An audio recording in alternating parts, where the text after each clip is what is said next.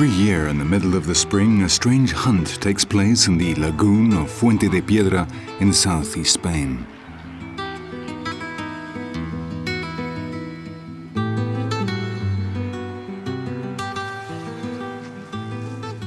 At dawn, a perfectly coordinated line of men and women walks along the banks of the salt lake.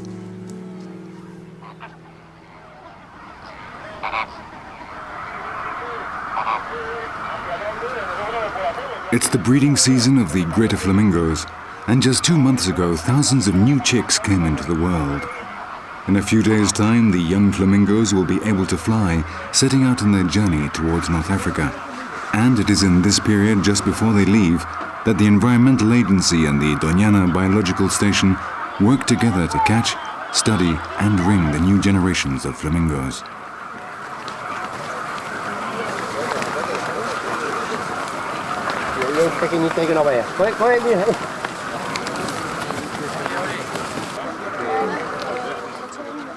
The Fuente de Piedra lagoon has the largest breeding colony of greater flamingos in Europe, with over 12,000 couples. The studies carried out thanks to these captures have enabled scientists to understand more about the species, revealing the value of a seasonal lagoon which had previously been considered a wasteland.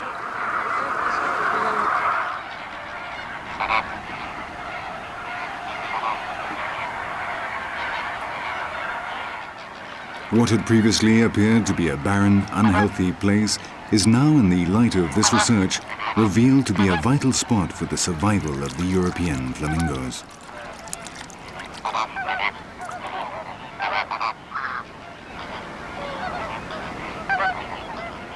These brackish waters teem with single-cell algae and tiny crustaceans, which become the food for thousands of flamingos during the delicate breeding season.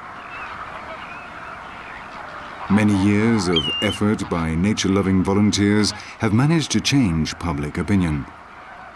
What was considered a source of diseases, a lagoon most people considered should be drained, has become an integral nature reserve admired by the public, a guarantee for the survival of the European flamingos.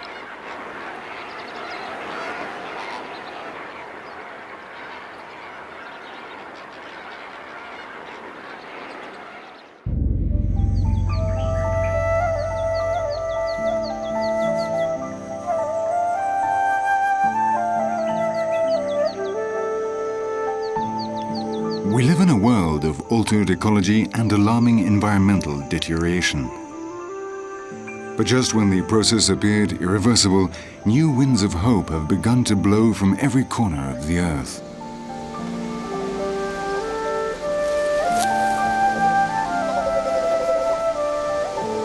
Now we know that the protection of our environment, of our ecology, is a global task in which all living beings and their surroundings are interrelated and interdependent.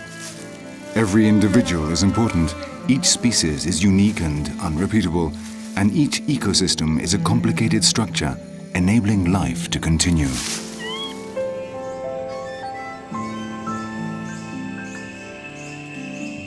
Science is demonstrating that protecting biodiversity is an obligation in which the future of our own species is at stake.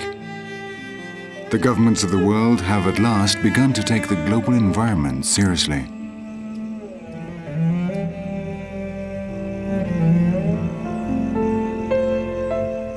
It's no longer a question of simply protecting a threatened species, but rather of conserving the so-called hotspots of biodiversity, areas which contain the largest percentage of animal and plant species on our planet.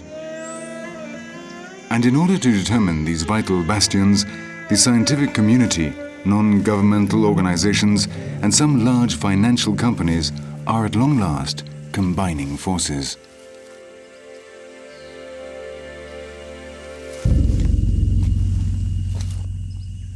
Organizations like International Conservation or the Field Museum in Chicago have since 1989 been organizing the so-called RAPs, or Rapid Assessment Programs, which sample the biological wealth of certain endangered areas in order to determine whether they are hotspots which should be protected. At the same time, large pharmaceutical companies are financing the preservation of areas of tropical forest in order to be able to investigate in them in search of new drugs. This bioprospecting, as it has been called, turns the conservation of the jungle into a profitable asset for the country that owns it. Initiatives are now being put into practice, but in order to be successful, they must take into account the time factor.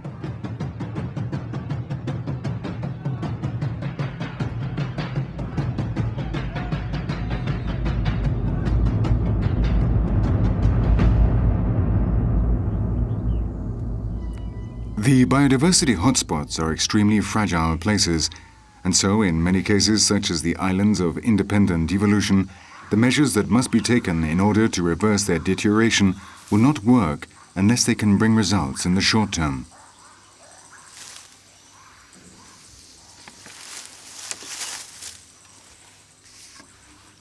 In Madagascar, an island which became independent of the African continent 165 million years ago, 90% of the plant species and 83% of the animal species are endemic. That is, they cannot be found in any other part of the world.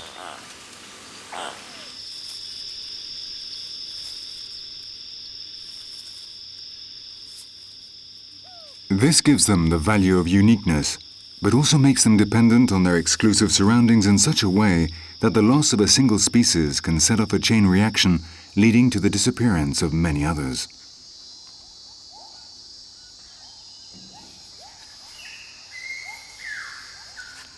Here, every single living being is vital and irreplaceable, and every form of life, however insignificant it may seem, is unique and unrepeatable.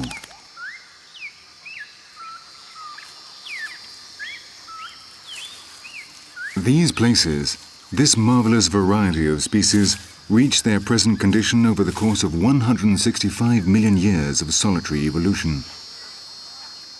But the 2,000 years that man has been on the island have been enough to cause the disappearance of many of them, and today, with the massive destruction of their habitats, we could wipe out the majority of those remaining in barely a couple of decades.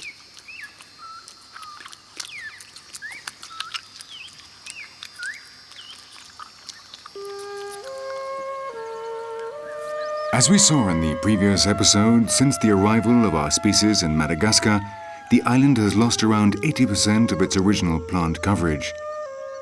In just the second half of the 20th century, half of all tropical jungles have disappeared, having been turned into low-yielding crop fields. And now, when the international community is realizing the danger of irreversibly losing this unique place, where independent evolution has been developing, we do not know if there will be time to put into practice the measures to save the last Madagascan jungles and all the unique species that inhabit them. And once again, the solution is twofold. First of all, save the most threatened species, and in the medium term, ensure that conservation produces wealth for the extremely poor Madagascan people.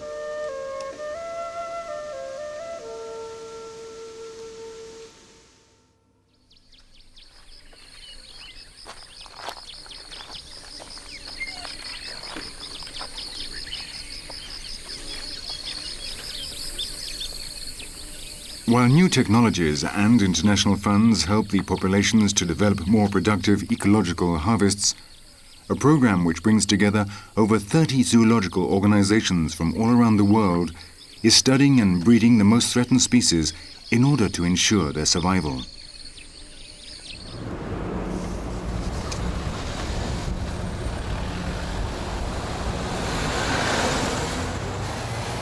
The origin of the central tenet of the new conservation can be found on the other side of the world, in the British island of Jersey.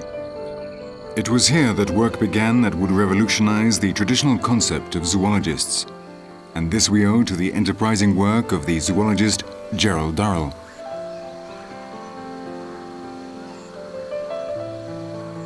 Durrell managed to turn into a reality his dream of creating a zoo in which the most threatened species in the world could be bred in order to then repopulate their original habitats. But his work went much further.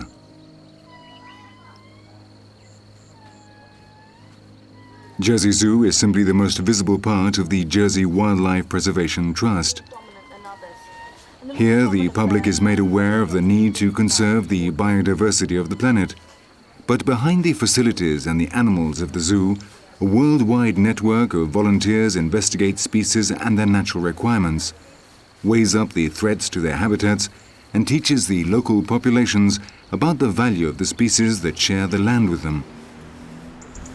Quite a revolution in the field of world conservation, and one which demonstrates that old concepts and attitudes are changing, guided by new scientific investigations.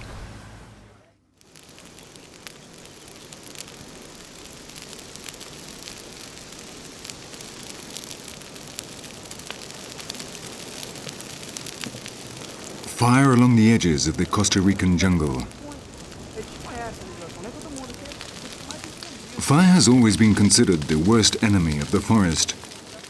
Why, therefore, are the perpetrators happily walking around the interior of a national park like this one, Santa Rosa? New knowledge has led to new changes. This, a team of volunteers from the National Park Service of Costa Rica, sets light to the pasture and deforested areas with two intentions: to instruct new volunteers in the fight against fire, and to enrich the soil for a slow, gradual regeneration to the original jungle. Because we now know that fire, which can destroy entire jungles, in certain circumstances, plays a revitalizing role.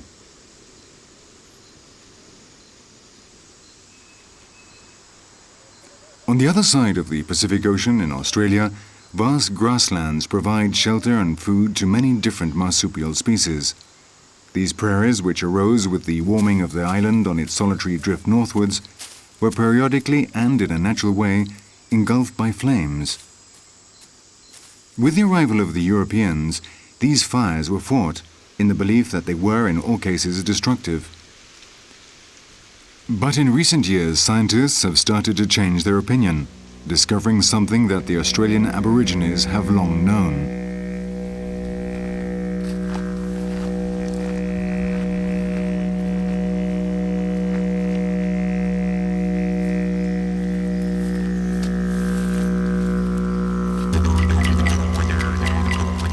In certain areas, fires revitalize the soil and the plant populations that colonize it, regenerating the carbon cycle and renewing the entire plant community.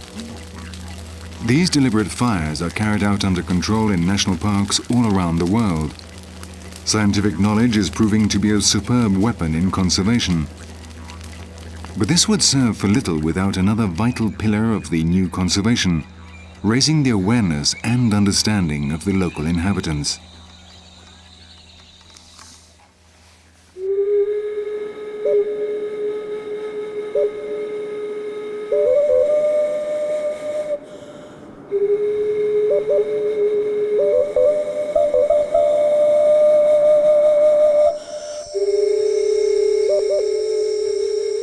For years now, the logging companies have been devastating the jungles of Southeast Asia.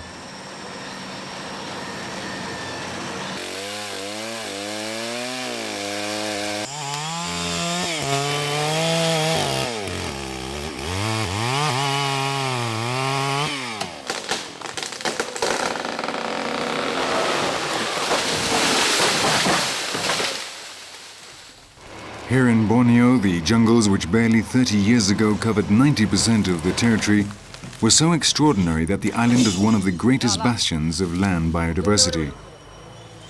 Today, however, they have been cut down and burnt on such a scale that Borneo has now lost that status.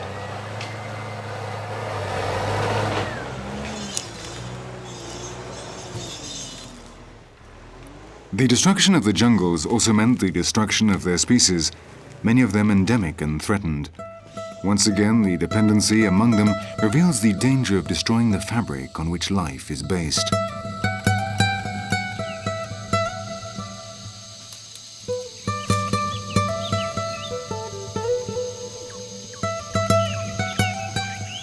For the orangutans, whose diet includes over 400 different types of fruits, leaves, flowers and barks, the loss of the jungle meant they were left without food, and therefore were condemned to rapid extinction.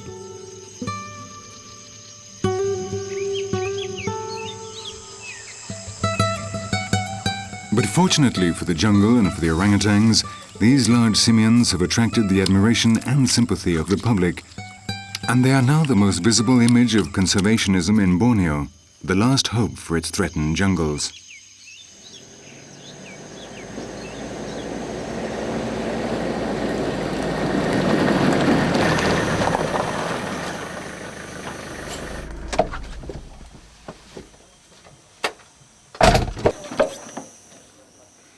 Everything began when Barbara Harrison from the Sarawak Museum had the idea of rescuing the orphaned orangutans captured by the logging companies and teaching them to fend for themselves in the wild.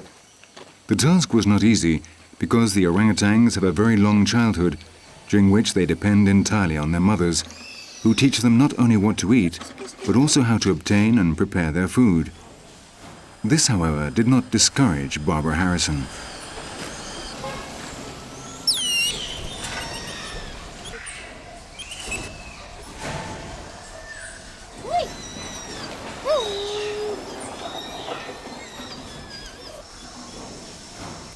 After 50 years of work, her initiative has given rise to the Sepilok Orangutan Rehabilitation Center.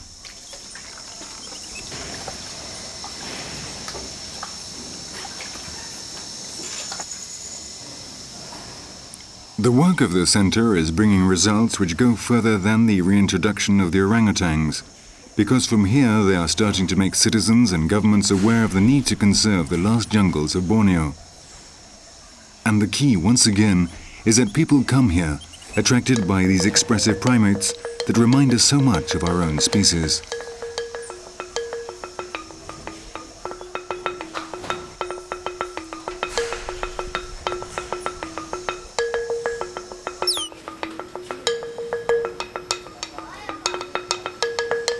The tourists that come to Sepilok are changing the way of thinking of the local people. The visitors not only leave money but also demonstrate the admiration and the interest the natural heritage of the island arouses around the world.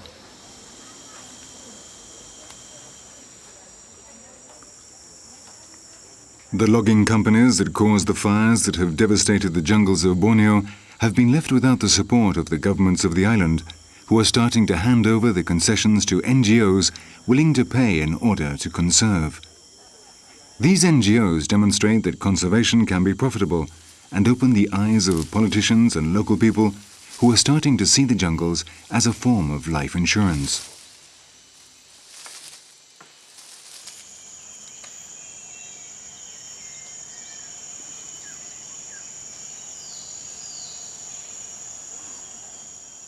As deforestation is reduced, some species that seemed condemned to extinction are once again given hope for the future. Animals like this Sumatran rhinoceros, the oldest and most threatened of the 5 species of rhinoceros in the world, have very slowly started to increase in number.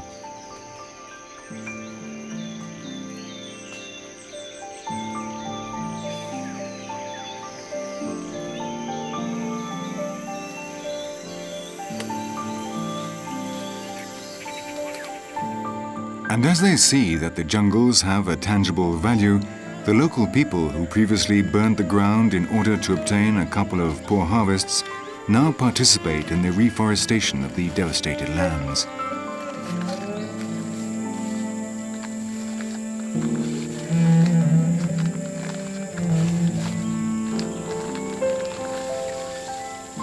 These are the plantations of new jungles. Jungles that will be possible to rationally exploit, bringing profit to the people that live in them, local people who will protect them and care for them for what they are, their greatest asset.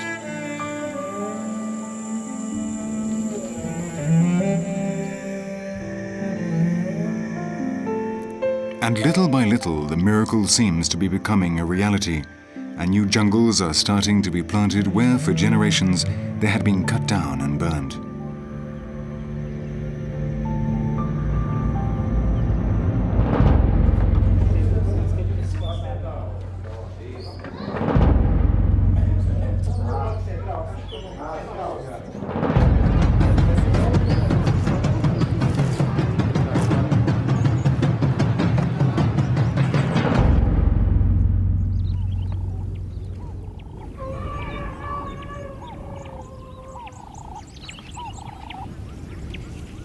Global ecological problems require measures which are urgent but which will only bring results in the long term.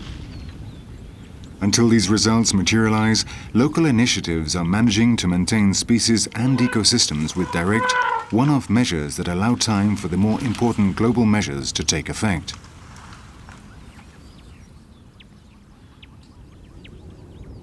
The African elephants are a good example. While fighting for a total ban on the ivory trade, which would bring an end to poaching, while corridors are being created between parks in order to permit the movement of the herds, and while local populations are educated and involved in the care of the pachyderms, an enterprising woman is managing to recover the orphans of poaching.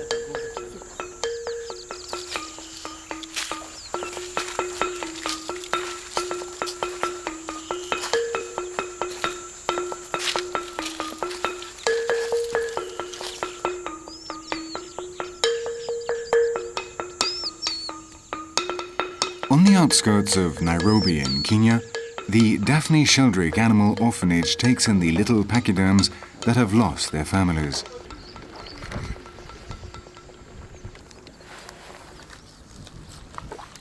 Elephants have a very complex social life, so the little ones need a great deal of care to replace that given by their mothers. Here in the orphanage they receive just that. But the result of this project goes beyond the recovery of these little elephant calves.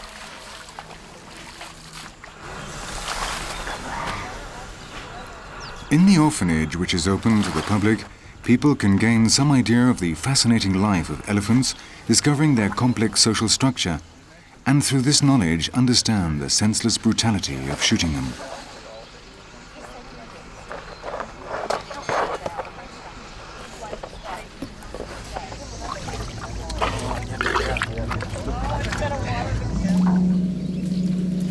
The orphanage also takes in other colossal orphans.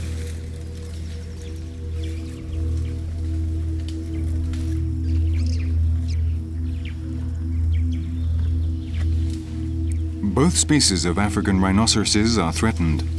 Their horns, mistakenly believed to be aphrodisiacs, have made them the prime target of the poachers. As in the case of the elephants, every year this poaching leaves behind orphans. And like them, the little rhinoceroses also receive shelter and care in Daphne's orphanage.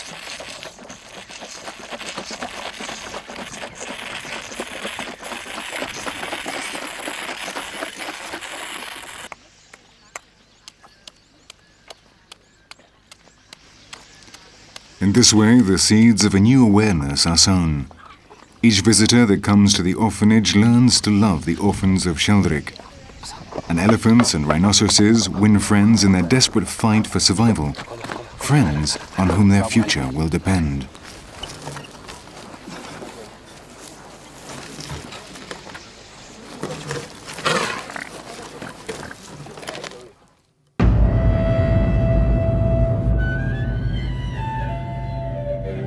Some species, however, find it much more difficult to gain the sympathy of man. The wolf has been part of our nightmares since we were children. We have been taught to fear them, to avoid them, to hate them. For centuries we have persecuted them as an enemy, mercilessly hunting them down. Perhaps at some point in the distant past, we were their prey. Then we became the hunter. And now we are finally trying to learn to live alongside them, sharing and respecting our respective roles as super predators.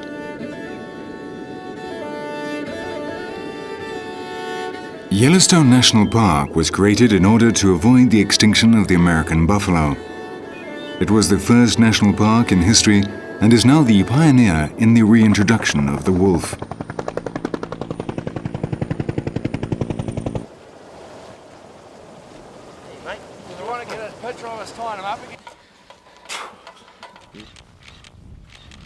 When the park was created in 1872, there were still grey wolves in Yellowstone. But in a farming region like this, the wolves were enemies and were hunted down until none remained. A century later, the United States Fish and Wildlife Service decided to repair the damage and capture some individuals in Canada in order to bring them to Montana.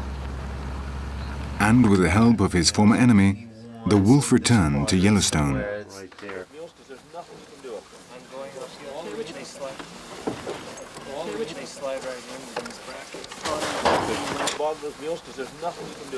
After years of preparation in 1995, 14 individuals were brought from British Columbia, and the next year another 17.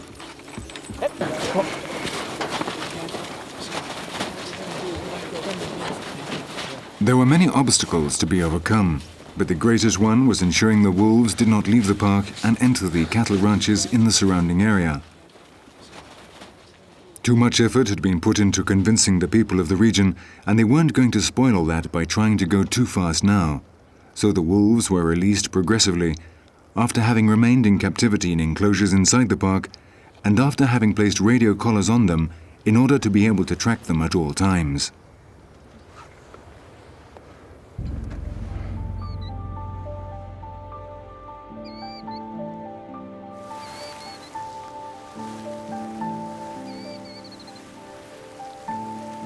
The experiment was a success and has benefited the ecosystem as a whole.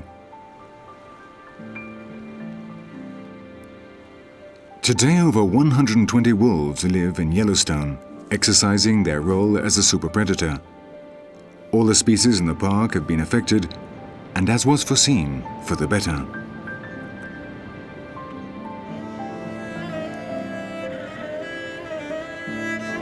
Populations of herbivores such as the North American elks, moose, pronghorns and buffaloes are now much healthier.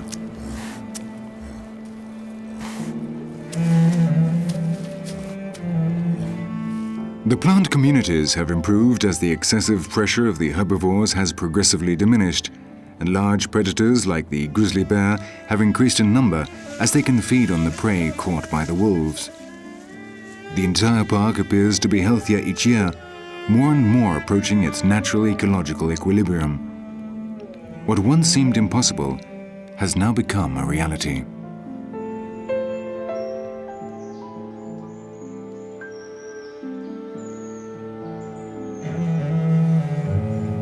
Man has put back what he had previously taken from the park, its great hunter, the top of the food pyramid. And today, once more, the shadow of the wolf can be felt in Yellowstone.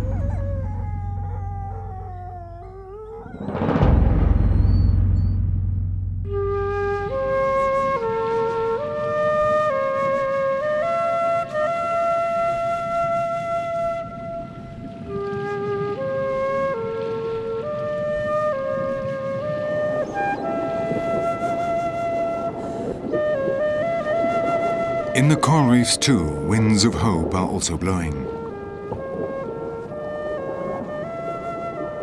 Alerted by the critical situation they have reached, scientists from all around the world have set to work to save the coral reefs.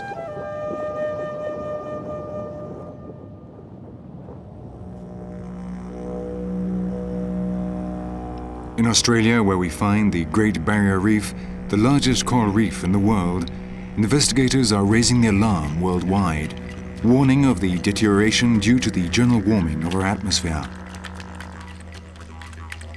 But while the macro measures are taken at world level, and until they produce results, Australian investigators are undertaking practical initiatives to minimize the damage to coral communities.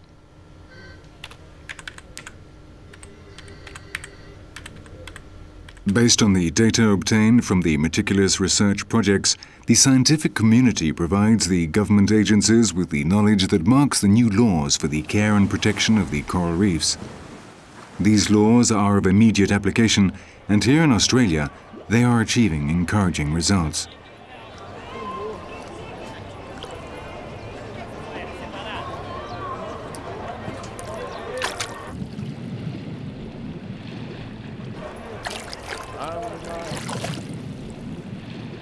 Once again, education and awareness raising are central in this new conservationist spirit.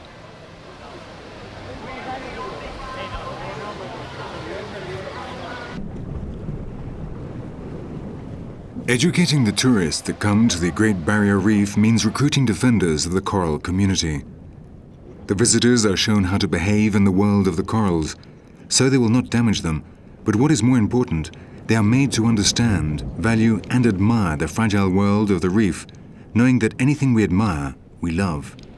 And anything we love, we defend and conserve.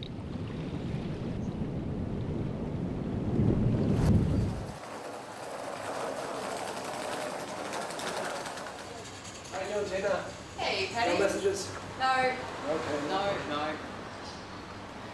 This new trend, which we could sum up as educate in order to conserve, can boast an entire army of volunteers in Australia. As you go on further, you look back, you see them go bright blue again, or if you scare them into the coral, then they go really green. Now sometimes... In Cairns, in northeast Australia, the biologist Paddy Colwell gives free classes on the coral reef. These patch reefs. And the way the patch, I'll feel this big... I look in between my legs, and there's a more... What is important is that people should admire the reef, understand how it works, the role it plays, and how terribly fragile it is.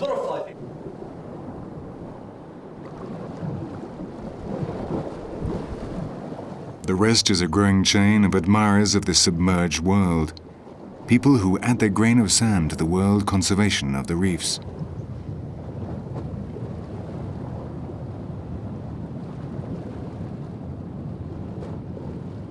The great influx of international tourists to the Great Barrier Reef means that the message of people like Paddy Colwell is spread all around the world.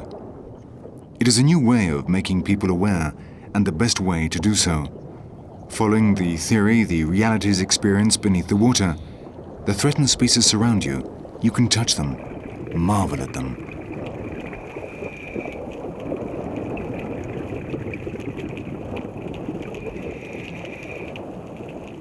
Learning about how the reef functions is important.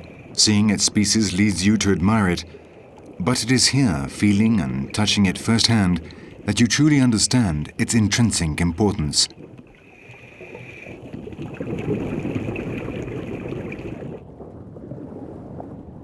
After these experiences, when the divers leave Australia, they take with them lasting memories of the reef as a world which is vital to conserve.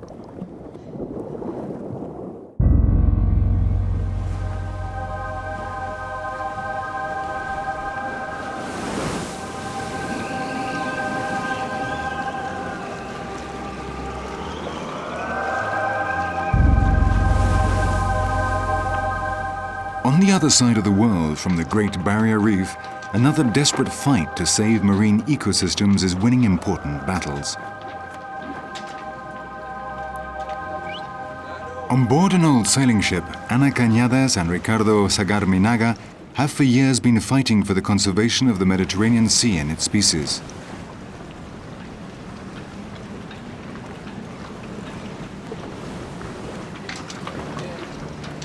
Together they form Alnitak, an NGO for the study and conservation of Mediterranean ecosystems. The task they face will only be successful if they can manage to make the populations that live from the Mediterranean aware of the need for conservation. It is a complicated mission, but Alnitak has found powerful allies, the cetaceans.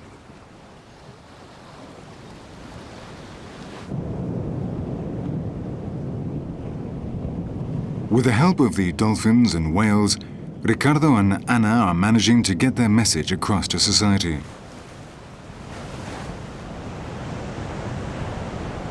The dolphins and the charismatic Toftevag, the organization's ship, have become excellent messengers to get across to the public information about the marine environment and the problem it faces.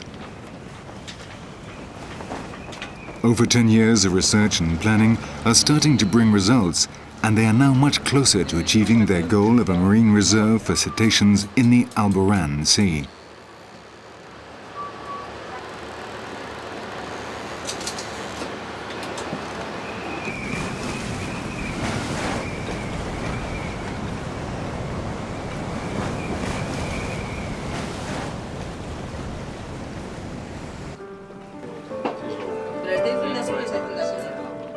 Much of the success of Alnitak is due to their approach of dividing their work into two major areas of action. On the one hand, they plan and develop research work aimed at alerting the scientific community to the problems of the Mediterranean. And on the other hand, at the same time, they develop social communication strategies that make the public, the coastal communities that live from the sea and its riches, aware of the moral and practical need to conserve the marine ecosystem with each and every one of its species.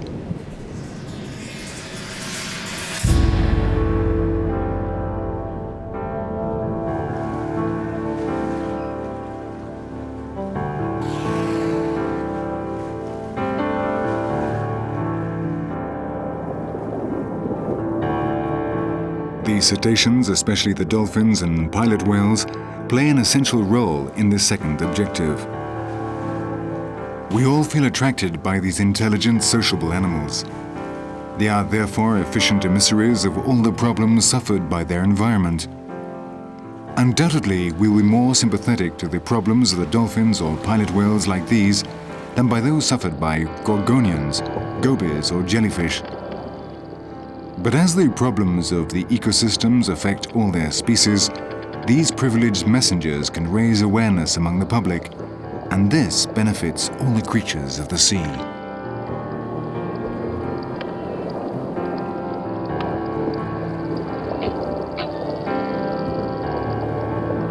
Once again, new strategies are bringing global results. These emissaries of the sea have become the hope of thousands of species. It is no longer a question of protecting a certain animal, but rather of saving entire ecosystems. And in some cases, as in the Mediterranean Sea, it is specific species that hold the key to the hearts and minds of human societies.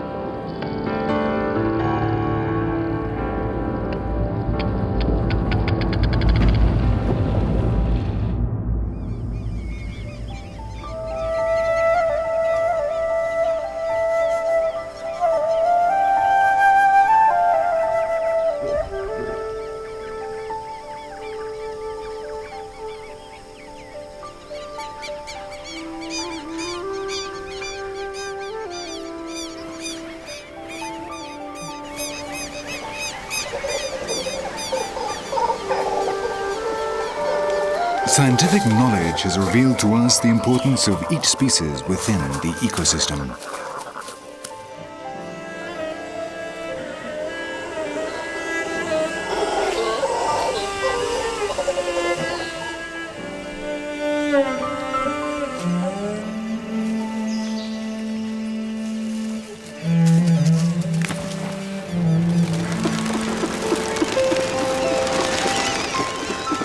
The new conservationist trends have taught us the need to raise public awareness to make everyone understand the importance of all ecosystems and their species.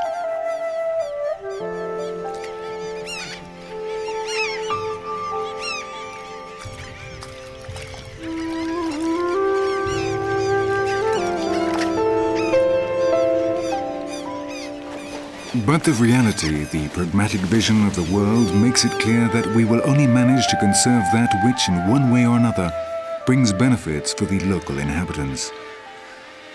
Conservationism is a concept that was born in the developed countries, where the basic needs of the population do not directly depend on their natural surroundings. These countries have, in general, lost the majority of their natural heritages and look to those of developing countries with logical concern. But with what moral authority can we prohibit something which our society has had to do in order to reach its current stage of development? How can we prevent areas from being cut down, hunted, burnt or drained if what is at stake is food for their families?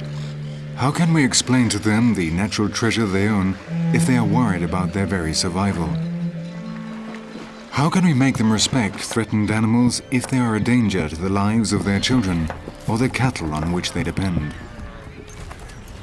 Here on the plains of Venezuela, we find a revealing example.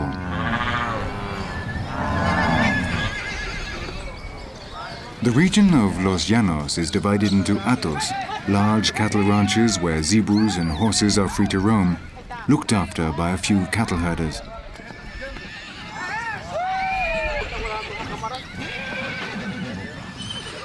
The lands remain in their original state because they have traditionally been used for extensive cattle rearing.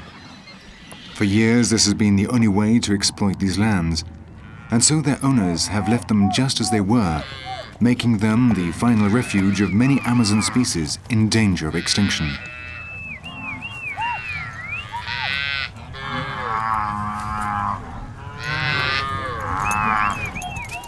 But these plains are not rich territory for cattle rearing, and the animals suffer great limitations and diseases which make them less and less profitable.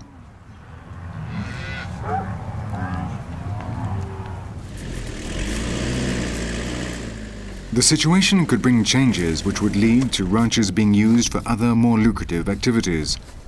But year after year, the intact nature of this austere land is progressively becoming its main source of income.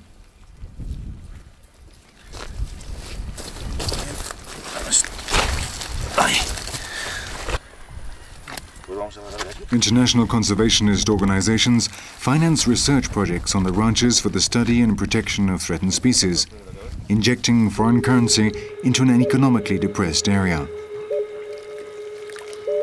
There are now biological stations on the cattle ranches, stations that bring money which is compatible with cattle rearing. And some species have immediately benefited from this.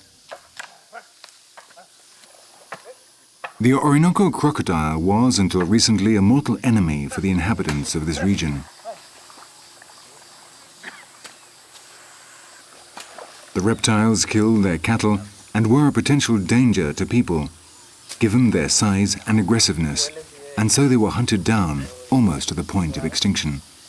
Today, on ranches like El Frio, the Orinoco crocodiles are being studied and protected, and programs of breeding in captivity and repopulation have been carried out in areas devastated by the cattle herders.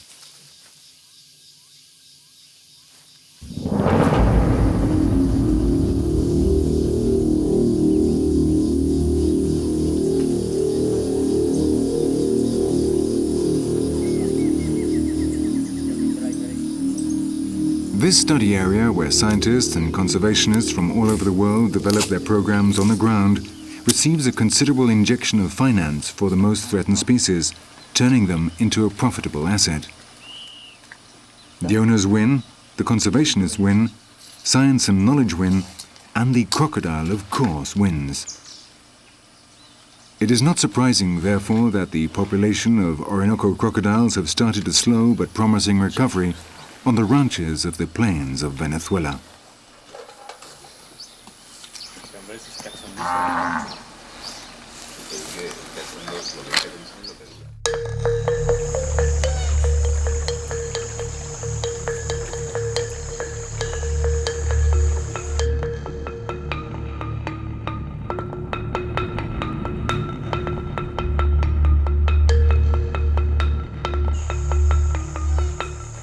Another crocodile, larger and more dangerous than the Orinoco crocodile, has also been saved thanks to the economic returns it has begun to generate.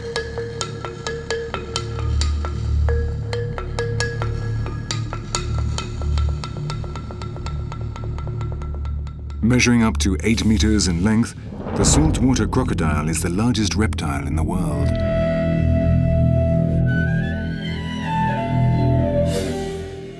Its aggressiveness has earned it the name of devourer of men, and its strength has made it a god and demon for the natives of Southeast Asia and Oceania.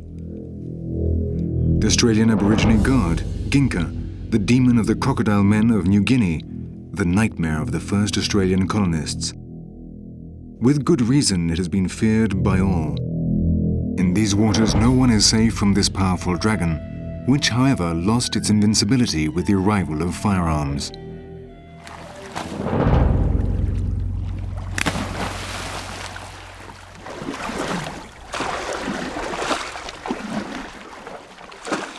Indiscriminate hunting almost entirely wiped out the saltwater crocodile. But then a new alternative occurred to the Australian naturalists and farmers, an alternative that would save the life of the species.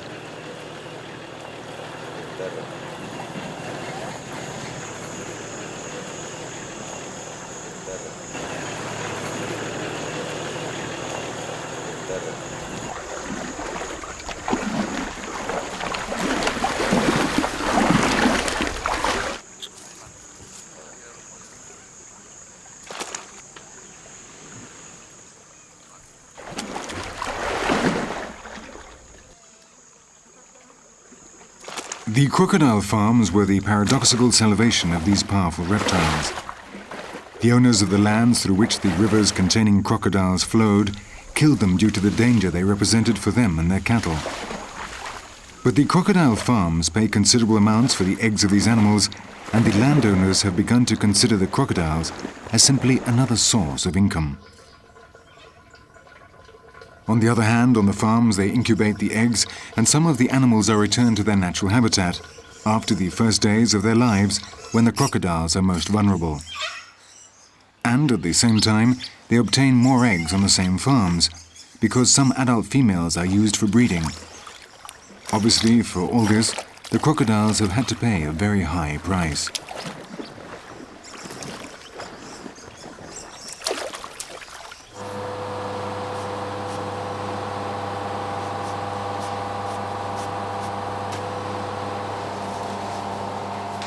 The skin of the estuarine crocodiles is the best leather in the world, and for this skin great amounts of money are paid.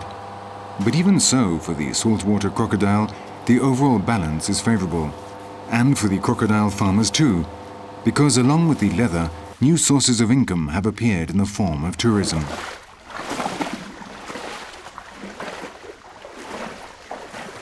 On the same farms where they sell the crocodile skin, they are starting to put on shows so the public can get to know and admire this powerful reptile. There are 40 saltwater crocodiles, of which there are 20 males and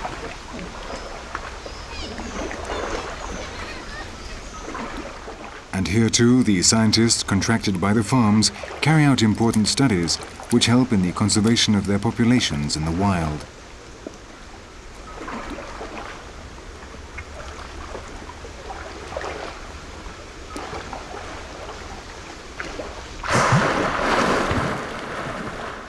And the talks and teachings of the monitors on the farms show how to avoid attacks by this super predator, while they educate people to admire and value the surviving relic from past eras. in this lagoon there are 40 saltwater crocodiles. This is the cornerstone of the new conservation, the hope for threatened species and ecosystems. Tourism which is willing to pay considerable amounts of money in order to enjoy the last natural areas still remaining in their original state.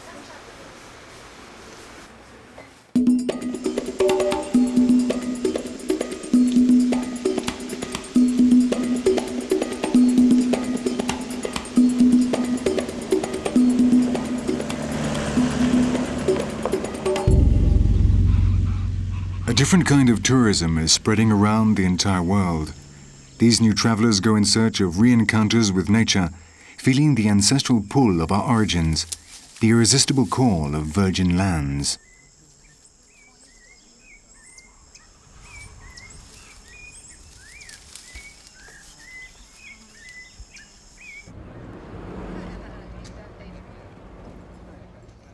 New infrastructure opens up many of these places to ecotourism, allowing children and the elderly to also enjoy them.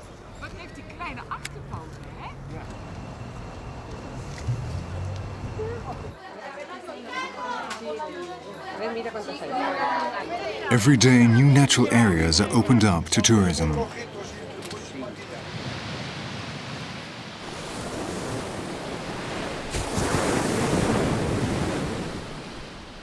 Former areas of hunting and deforestation are now visited by nature lovers who finance their conservation. And travelers can approach species that just a few years ago they would have believed to be dangerous and fearsome.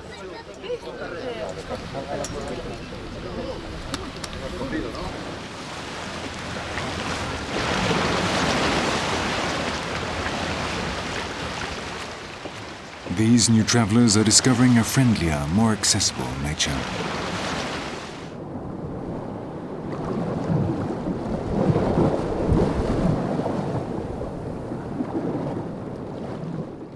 Ancient monsters are now greatly appreciated by these daring tourists, and well-trained guides dispel extremely widespread taboos, showing the reality of nature and her species.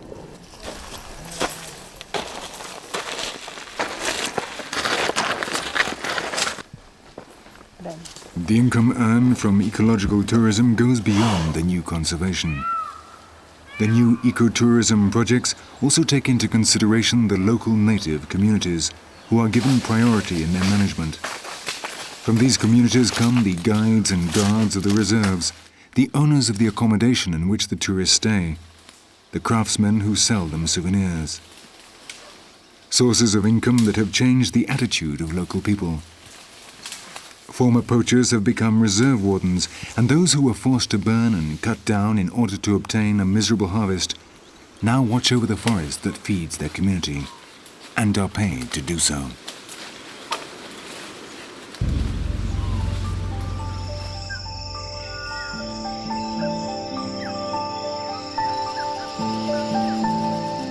Winds of hope are blowing for nature, which stands on the very edge of the abyss. And a common promising future is now opening up for the last natural sanctuaries and their inhabitants, including the most controversial and adaptable species of all, the only one that has the capacity to correct its mistakes: us, human beings.